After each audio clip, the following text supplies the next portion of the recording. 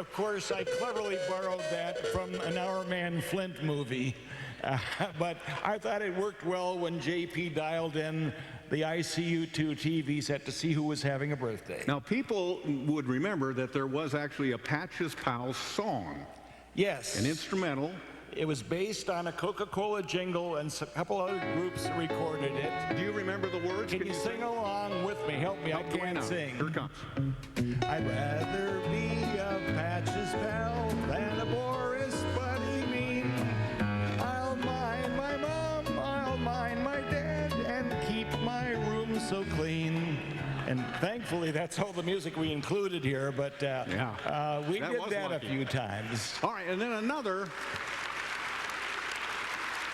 of Bob Newman's multiple characters was Miss Smith. Absolutely. And she would arrive. That was her arrival. Miss Smith brought many props, but this was the Miss Smith Joke Time theme song. And of course, Miss Smith never won. Always got a pie in the face, which was made by Tyke Turkey, who lived in JP's oven. Yeah, and you would think he'd have seen that, or she would have seen that coming eventually, but never did. You know, Bob was special and didn't always see things coming. Yeah, I know. And then, of course, there was the secret door. Absolutely. The Ooga Chugga singers became residents in the secret room, and Chris, being from St. Paul, Minneapolis, named them after the Andrews sisters, who were from Minneapolis. They were Patty, Maxine, and Laverne, were the Ooga Chugga singers. Where did that music originally come from? It came from a Blue Swede recording called Hooked on a Feeling. Blue Swede. The very beginning, Blue Swede, not Suede. Blue Swede. I had their greatest hit album.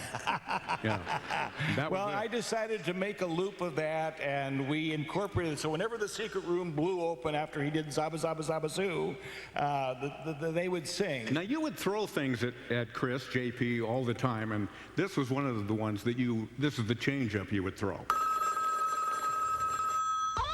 I am Little Johnny Everything. I can be most anything. He'll just make believe and sing. I'm Little Johnny Everything. Pardon me, did I hear you say spinach? This would be used after JP would kind of do roll call. He'd put me through my paces where I'd have to dig up a ton of sound effects. And finally, after I was tired out, I would ring the phone and play one of those three things. It would either be Little Johnny, and he'd slam the phone down and say, okay. And if Sam gefilte fish, blah, blah, blah, blah, you know, he's, okay, Sam, okay, Sam. And here's another sound effect you would use a lot.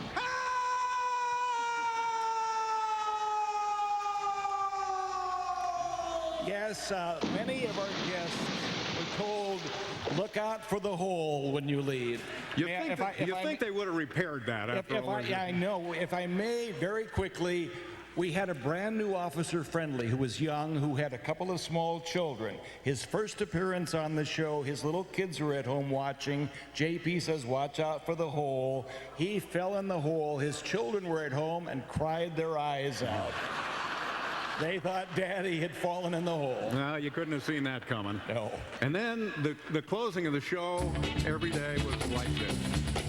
And the school bus came to take Esmeralda to school. It was a wonderful, wonderful time working with an incredible, uniquely talented man, both as J.B. Patches and also as Chris Wedes. No finer man have I ever worked with. Dwayne, thank you. Dwayne Smart. Thank you very much. Mr. Music Man. Thank you very much. Thank you.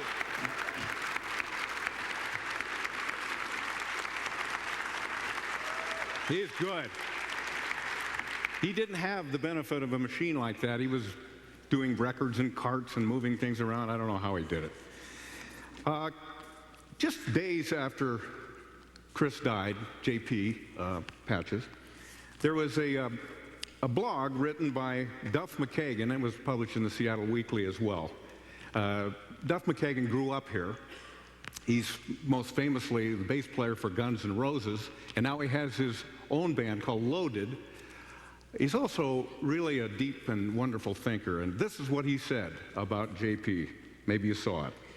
He said, "It was improv at the best, and it played to 2 levels of humor, and we always wondered why our parents would watch along with us,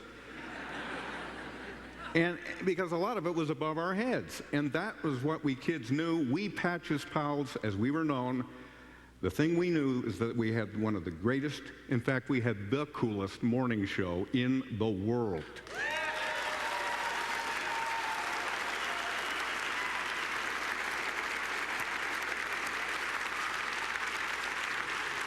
And he said back then, from the early 60s to the early 80s, Seattle was a full-on working-class town.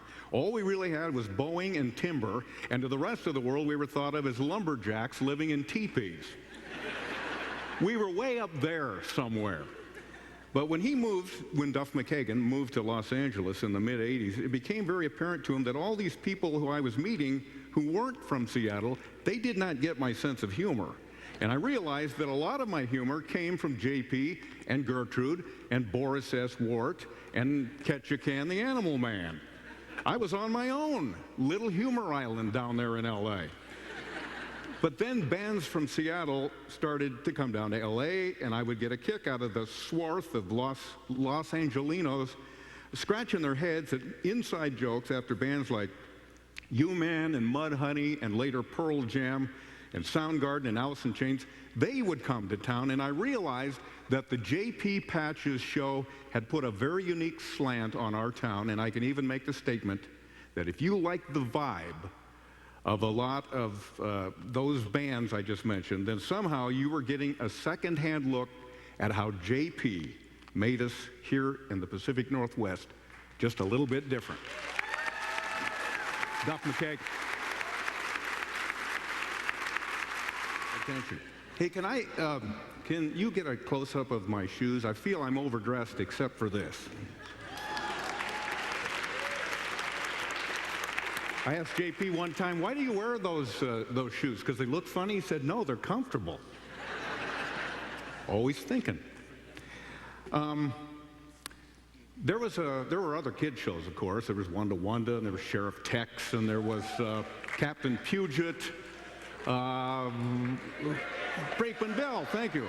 I would get to him eventually.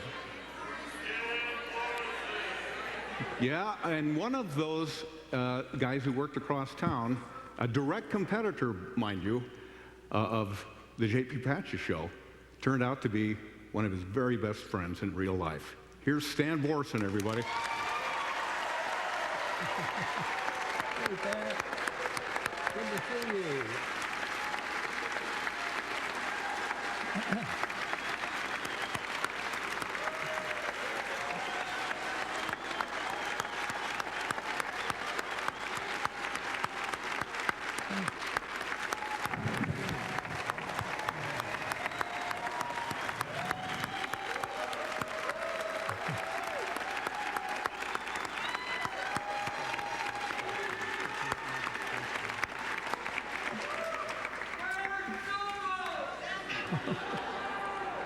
Sorry about the disappointing ovation. I know. You know, they asked where Nomo was. Where is Nomo? He is Nomo. Is Nomo. Yeah, too bad. If she were here, I think she'd be around 75 or so. That's about 75 in human years, yeah. I guess so. Tell us about your friendship with Joni, Chris Wedes. Joni and Chris and Barb and I were very close friends, and we'd go out to dinner a lot together. Have a few laughs? Have a few laughs. We wouldn't talk television at all, though. We were friendly rivals, I guess you'd say. I was at King, and he was at KIRO, of course. And we just had good times together. I'll never forget all those fun evenings that we used to go together and have dinner. Well, now, we watched the beginning of his show, and everybody knows how that one started, but yours was a little more surreptitious. People had to know a secret password or a secret phrase. Well, you couldn't get in the meeting unless you knew that password. Would you like to hear the theme song? Here we go. Zerodocus, Moochocrocus, Hullabaloos above. That's a secret password that we use down at the club.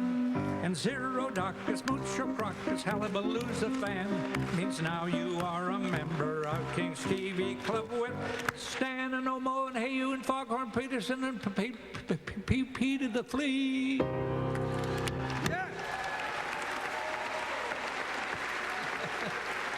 Oh, we had a good time. You sound better than ever. Oh, no. Hey, I'm not going to let you get away with just that. I mean, that was nice, but, you know, you're getting off too easy. And so I called Joni Wedes last night, Yes? Chris's bride, and said, what is among the many, many songs in the Stan Borson canon, what is one of your very favorites? And do you think you know which one she said? I sure do. All right. I stepped out of the shower. I got a good look at myself. I got a pot, I'm getting bald. I thought it was somebody else. Then I caught a reflection in the mirror on the back of my bathroom door. And I just don't look good naked anymore. I went to see my doctor for my annual physical exam. I stood there in the buff in front of him, and suddenly he said, man. I said, what is it, Doc? Some fatal disease? I just got to know the score. He said, nope, you just don't look good naked anymore. Well, my wife and I had a dance routine. Everybody said it was unique. Now it's only when we're back to back that we're dancing cheek to cheek. Well, I went to a nudist beach to have a little fun. I laid there in my birthday suit just soaking up the sun. Then someone yelled, a big white whale just washed up on shore. And I just don't look good naked anymore. Well, my arches fell, my chest went to hell, and my butt's been dragging the floor. And I just don't look good naked anymore. Hey! Stan Borson! Thank you. Thank you. Thank you.